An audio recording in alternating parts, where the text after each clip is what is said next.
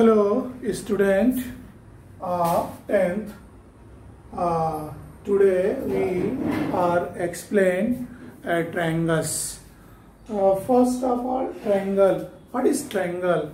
Triangle is the closed figure which is bounded by three line segment is called triangle. यानी triangle क्या होता है? Three line segment से जो है बाउंडेड या फिगर होता है ए बी सी। यानी एक लाइन सेगमेंट ए बी हो गया, दूसरा क्या होगा बी सी, और तीसरा क्या होगा ए सी। यह ट्रायंगल कहलाएगा। अब इससे बाउंडेड फिगर आपने यानी ट्रायंगल के बारे में प्रीवियस क्लासों में आपने 8, 7 सब में पढ़े होंगे। अब 9th क्लास में हम लोग पढ़े थे कॉन्ग्रुएंट। तो कॉन्ग्रुएंट क्या होता है? Two figures are congruent, they have same shape and size. Shape मतलब होता आकार, साइज से मतलब उसका मेजरमेंट यानी लेंथ से होता है। सपोज करिए कि अगर ये दो सर्कल है, यह सर्कल और यह दोनों सर्कल, तो अगर यह दोनों कॉन्ग्रुएंट है तो इनकी रेडियस यह दोनों क्या होनी चाहिए? इक्वल होगी। तो यह कॉन्ग्रुएंट होगा। Two figures are congruent, they have same shape and same size. तो every congruent figure is a similar, यानी जब यह सिमिलर मतलब एक रूप जैसे सब रूप होता है। तो हमारा टॉपिक है सिमिलर। यानी सिमिलर बताने के लिए क्या होगा? यह एक सर्कल है और एक ये बड़ा सर्कल है, तो ये भी एक सर्कल है, ये भी सर्कल है, तो यह दोनों सिमिलर कहलाएंगे।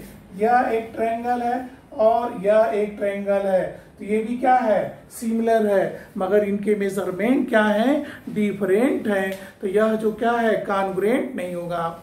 तो अब कहने का मतलब कि a geometrical figures are similar, they have same shape but not need same size. यानी दो फिगर जो है सिमिलर तब होंगे जिनके आकार सेम होंगे, मगर उनके जो साइज होंगे यानी लेंथ हो, रेडियस हो, यानी जैसे मान लीजिए ये two lines are similar but it is not congruent, क्योंकि सिमिलर है, ये भी एक लाइन है, ये भी लाइन है, तो आप दोनों की क्या है? लेंथ डिफरेंट है। यह सर्कल है, यह सर्कल है, यह दोनों क्या कहलाएंगे? सिमिलर हो जाएंगे। तो अब हमें जो है ट्रायंगल, जैसे मान लीजिए ये ट्रायंगल है और एक ये बड़ा ट्रायंगल है, तो यह दोनों क्या कहलाएंगे? सिमिलर कहलाएंगे। तो सिमिलर वर्ड क्लियर हो गया। अब हमारा टॉपिक होगा नेक्स्ट सिमिलर ट्रायंगल।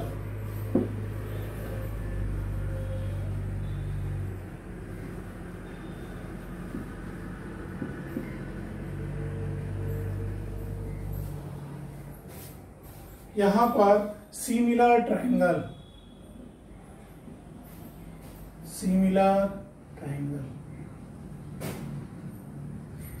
ट्रायंगल होने के लिए क्या होता है? फर्स्ट यह होता है कि if to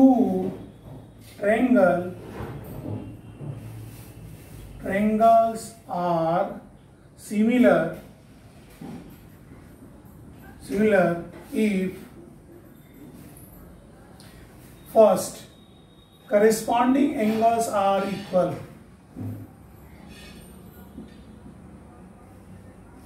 Corresponding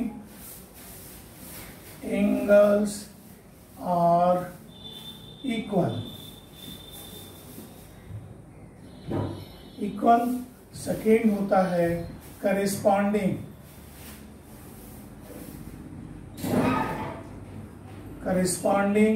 sides are proportional.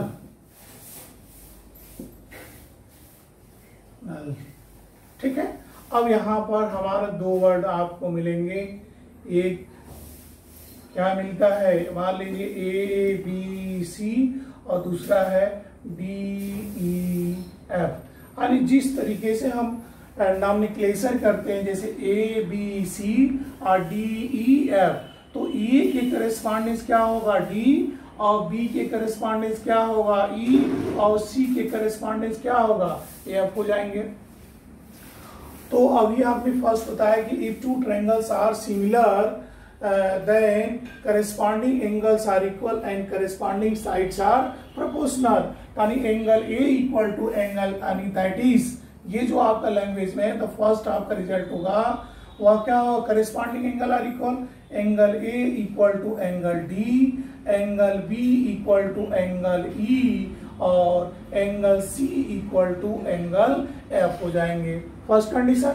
Second आपका है करेस्पॉन्डिंग साइड्स आर प्रोपोर्शनल, तो ये आपका AB ये करेस्पॉन्डेंस क्या होगा DE, BC के करेस्पॉन्डेंस क्या होगा EF और CA के करेस्पॉन्डेंस क्या होगा FD। तो आपका दूसरा रिजल्ट होगा AB upon DE equal to BC upon EF equal to क्या होगा CA अपॉन FD। यानी आपको ये दो बातें क्लियर हुई कि if two triangles are similar then corresponding angles are equal and corresponding sides are proportional. तो हमने लिया for example consider a two triangles ABC and DEF। तो according to this rules angle A equal to angle D, angle B equal to angle E, angle C equal to angle F and AB upon D equal to BC upon EF equal to CA upon FD। यानी दो triangle अगर similar हैं तो उनके corresponding angle क्या होंगे, equal होंगे और करस्पॉन्डिंग साइड्स क्या कहलाएंगी, प्रोपोर्शनल होंगे। नेक्स्ट आपका एक थ्योरम, सबसे इंपॉर्टेंट थ्योरम होता है थेल्स थ्योरम या बेसिक प्रोपोर्शनैलिटी थ्योरम भी बोलते हैं उसको। तो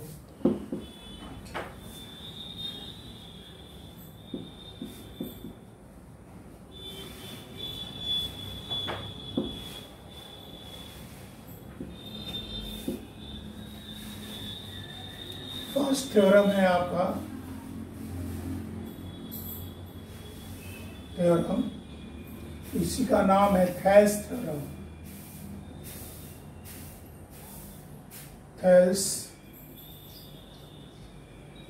थ्योरम या शॉर्ट में BPT थ्योरम भी बोलते हैं, यानी बेसिक प्रोपोर्शनैलिटी थ्योरम। तो ये थ्योरम है कि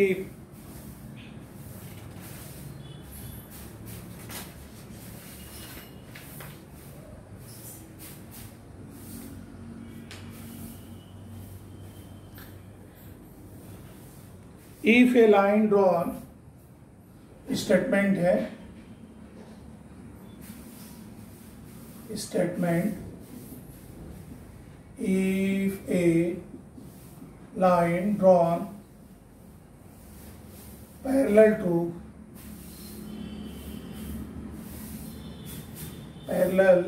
to one side of triangle intersecting other two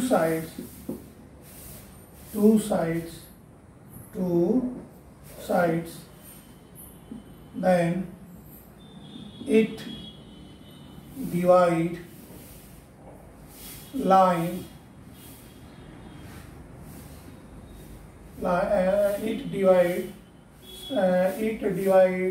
in the same ratio.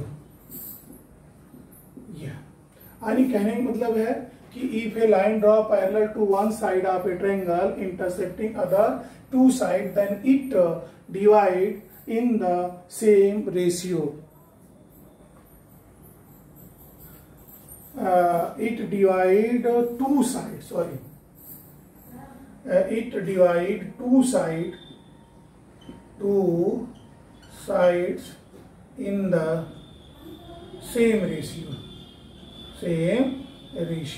ये आपका थ्योरम हो गया। अब इसका यानी फिगर से स्टेटमेंट, सबसे पहले हमें थ्योरम के जो है स्टेटमेंट को समझना होता है। यहाँ पर according to the Thales law, if a line draw parallel to one side of a triangle intersecting other two sides then it divide two side in the same ratio. जैसे ये आपका ट्रायंगल ले लीजिए, सपोज करिए हमने ये triangle लिया A B और सी, ये हमने लिया D E parallel to B C, और यह डी ए बी और ए सी को डी और ई पॉइंट पे इंटरसेक्ट करता है। तो आपको बताना है कि यह जो डी है इस दो लाइन को सेम रेशियो में डिवाइड करता है, यानी A D upon D B equal to A E upon E C. ये आपको प्रूफ करके बताना है। तो आप जानते हो कि थ्योरम वाले क्वेश्चन में हमें स्टेप मार्किंग होती है। फर्स्ट आपका स्टेटमेंट, उसके बाद ऐसे भी क्वेश्चन पूछा जाता है state and proof Thales theorem, यानी आपके स्टेटमेंट को भी लिखना है और उसके बाद गिवन क्वेश्चन में क्या है, क्या प्रूफ करना है, और उसके बाद क्या जरूरत है कंस्ट्रक्शन की, और उसके बाद प्रूफ लिखते हैं। तो ये सभी स्टेप में डिवाइड होते हैं। यह जो है तो फर्स्ट हमने फिगर ड्रा किया। अब आपका जो है गिवन, तो ये आपने सपोज किया कि let a triangle A B C in which D parallel to B C है, D parallel to B C और D intersect A B and A C at a point D at E. तो यहां पर हम solve करेंगे या लेंगे कि consider a triangle, consider a triangle A B C in which DE parallel to BC and intersecting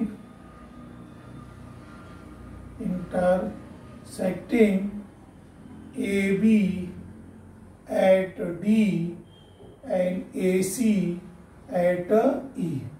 ठीक है, अब आपको प्रूफ करना है। क्या प्रूफ करके बताना है? To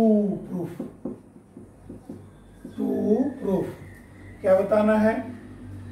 A D upon D B equal to A E upon E C. ये आपका सेकेंड स्टेप होता है। अब हम थर्ड स्टेप लेते हैं construction.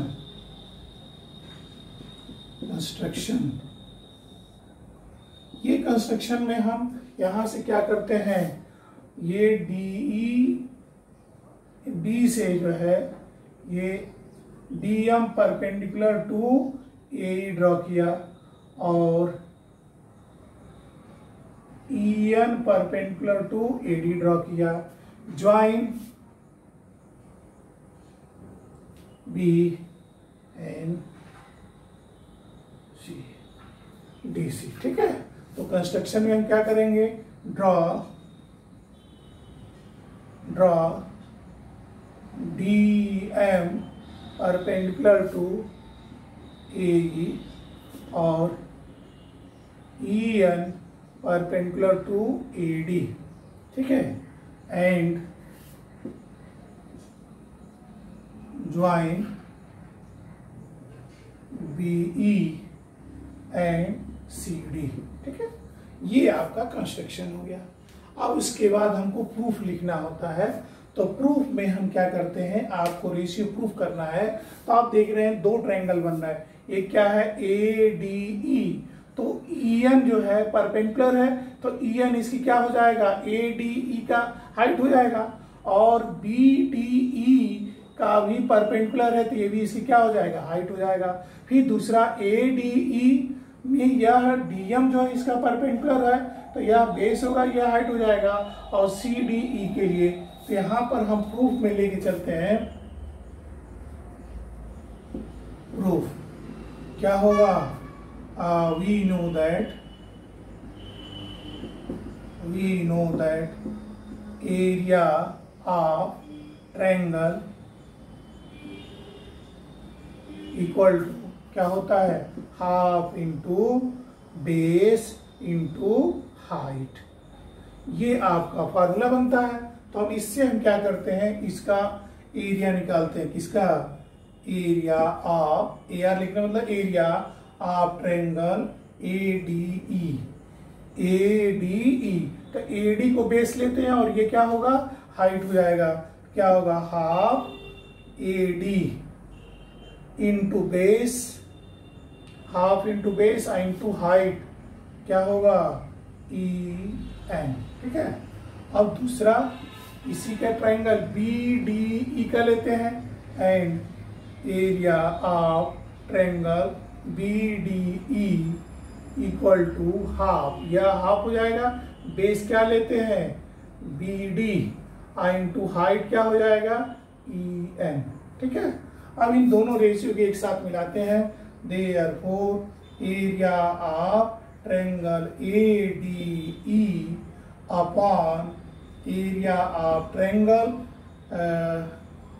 BDE equal to half area of क्या होगा, AD into EN upon half क्या हो जाएंगे, BD इंटू EN। तो हाफ से हाफ कैंसिल, EN से EN कैंसिल, तो आपको रिजल्ट मिला कितना, AD upon BD।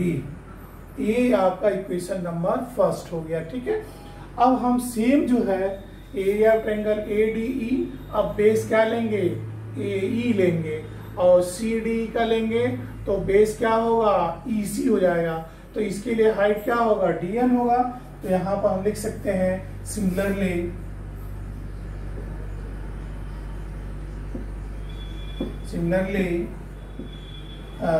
Area of triangle ADE upon area of triangle CDE equal to क्या मिलेगा, बेस ये होगा, कितना होगा, AE अपॉन EC। ये आपका हो गया सेकेंड।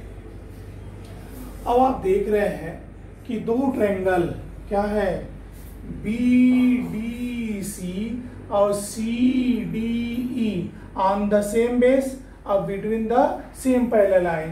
तो आप 9th क्लास में पढ़े होंगे कि if a two triangles on the same base and between the same parallel line they have equal area। तो आप देख रहे हैं BDE और CDE on the same base D and between the same parallel line D parallel to BC, so area of triangle BDE equal to area of triangle CDE हो जाएंगे। ठीक है। तो इसके लिए थोड़ा सा इसको इरेज करते हैं।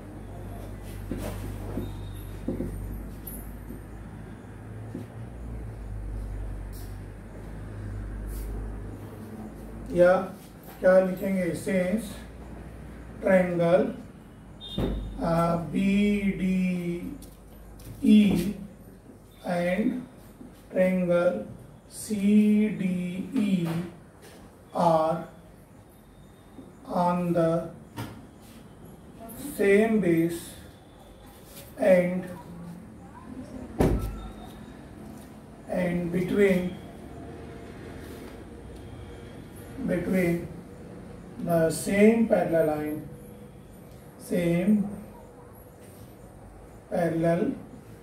line DE and BC, therefore area of triangle BDE equal to area of triangle CDE।